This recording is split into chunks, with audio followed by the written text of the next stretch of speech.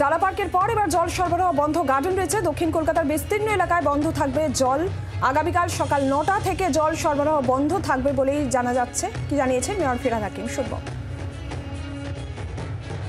কালকে সকাল 9টার দিকে মানে সকালে জল দেওয়ার পরে আমাদের Garden Reach water treatment plant temporary shutdown হবে।